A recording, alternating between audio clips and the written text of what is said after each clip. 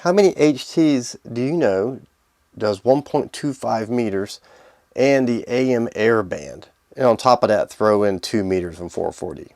Talkpod does. The A36Plus. It only transmits on the 2 meters from 440.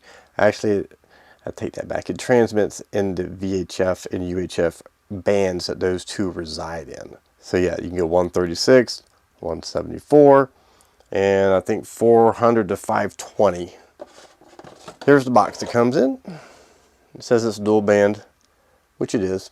Dual band air band. That's pretty accurate. The box on the side here says GMRS portable transceiver, and it says the same thing here. Now it comes programmed with GMRS in the actual, the first 30 memory banks are set for GMRS. And if you notice, I can do memory here and I can do VFO down here. Oh yeah, let's go over what we get real quick. Dual band antenna. It's about 8 inches long. It's pretty good size. This comes, of course, with a belt clip. It's on the battery and it clips on the top, which is a little different. It's a 1500 amp hour battery. And there's the FCC ID. It says it transmits for GMRS only and receive 136 to 520, which it does do the airband too. So it does go down to 118. Put that together. The voice on here is an English-speaking male. Sounds like it. Frequency mode. Anyway, that's what it sounds like. What comes with it? USB cable, USB-C cable, and a wall wart for USB. There's the charge port, and there's a light indicating the charge status on the battery. Very nice and modern.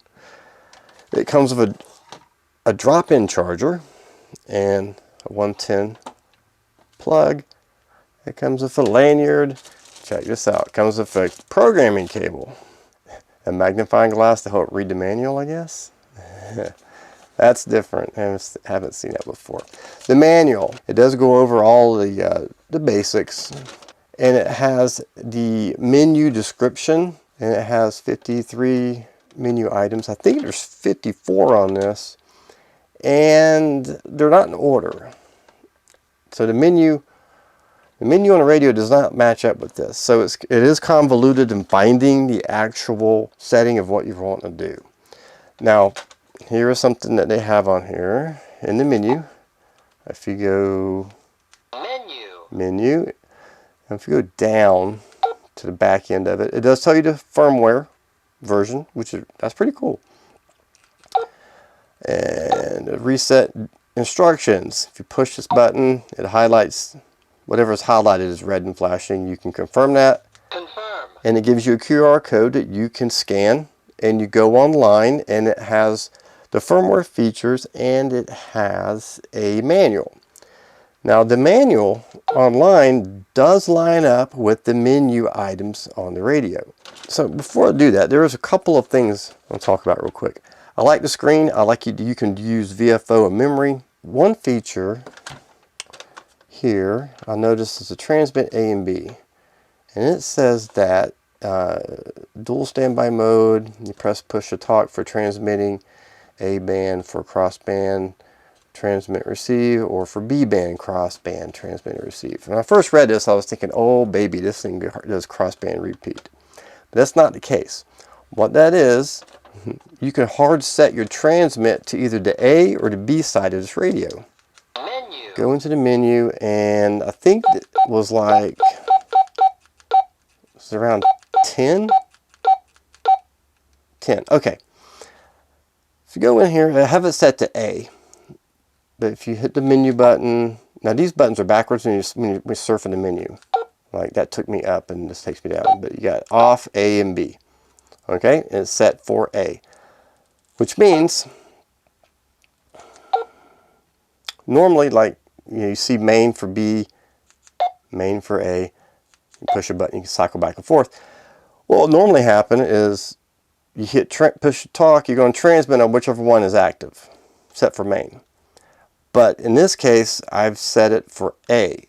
So no matter what happens with the main or watts down here I transmit, it's going to go up to the A. I like that. That's different. It's a cool feature. You know, it has 2 programmable buttons here and 1 up here. So it's got 3 programmable buttons, and it has about 6 different features on them.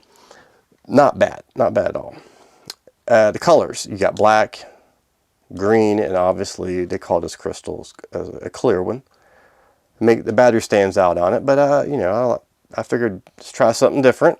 It's easier to pick this sucker out of the crowd of radios because it stands out.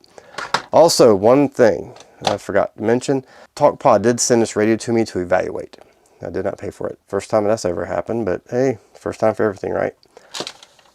So let's go to the computer and go to the link for that QR code. Take a look at that real quick. All right, when you scan the QR code, it'll bring up this page, and it has the firmware and software information. Down below, you'll see the firmware updates and the various previous versions. Here's the user guide that actually shows the correct menu order. I think you have to get down here to like page 19 to get the start of it. So these items here match up with the numbers, and it's the actual feature and the settings for the feature. From what I've messed with, this is accurate and correct, and it can be used to go in and figure out what does what. Okay, real quick in CHIRP, this is the default programming that came with the radio. I have not really changed anything in here much. As you can see, there's a tone set on channel 7 through 30. It's set for 88.5 until the repeater pairs at the bottom where it's set for 67.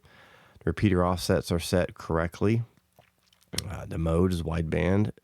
Skip is for channel skipping, and it's set. That's kind of a common configuration, and it's set for high power. The only potential issue with that is that you have to change the tone squelch to match the server you're on.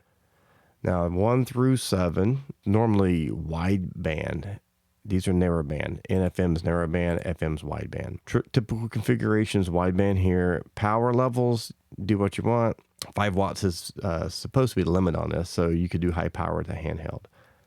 And then 8 through 14 is that's the low power interstitial frequencies that share with FRS.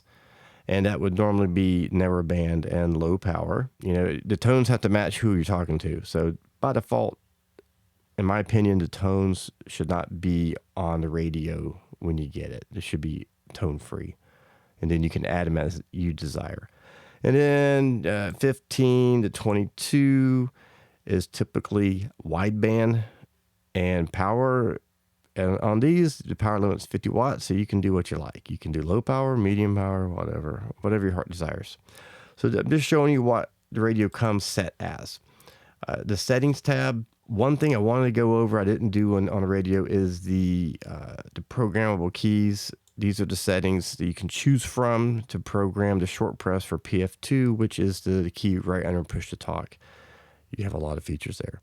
Looks like you have then you got SOS and DTMF on the long press options. So the options do change a little bit. In the top key, you have the SOS, and then you have most of those options. So you have a good, 7, 8 choices there. 8 choices, that's a lot. More than most radios have. And usually you get maybe 2 or 3 features that you can select from. Anyway, this is where you would typically, do the rest of the settings. I'm not going to dig into CHIRP, try to keep this video short as possible. Okay, power up time. Frequency mode. All right, let's see. Let's start low. 1, 4, 6, 5, 2. 0. Let's see what it looks like in 2-meter band. Yeah, let's take a high power. Let's see what it does. 4.88, 4.86. Yeah, okay. That looks like 5 watts. Let's see. Let's check out 440. 4, 4, 0, 0, 0, 0. I mean, this is after all, this looks like a very good radio for hams. 4.44. Let's see, 449. 449. 0, 0, 0. 4.6. 4.59. About 4.3. 4, 3, 0, 0, 0, 0. 430.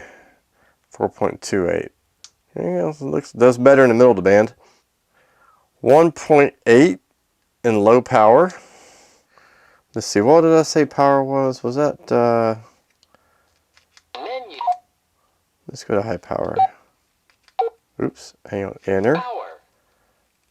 Change it, high power. Confirm. It's wild having an English speaking person do this. It really is. So high power, main, there we go, 1. And this is, what is it, channel 4 on GMRS? 4.12, okay, 4.1. 5, 8, 9, 10.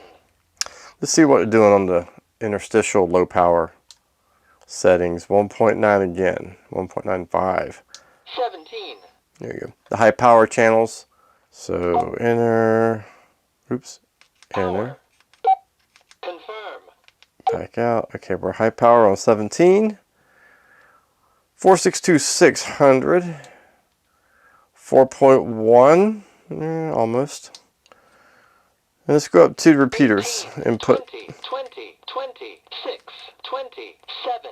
high power offset. Okay, we're on 462,650. We're going to be transmitting on 467,650. 3.8. All right, so a little bit lower. Anyway, overall, my impressions of it. It's not a turnkey radio for GMRS. Close, but not quite there. The open transmit, it's a ham radio. And it's a ham radio that has a lot of features. For I think the price is under $40 for this. You get a lot. You get a lot of stuff. I mean, you get a drop-in charger, a program cable, which most radios don't include both of those. Some of them don't include any of that. You just get like a USB cable to go into whatever you can find to plug in. They may give you a wall wart, they may not. This is a lot for the money.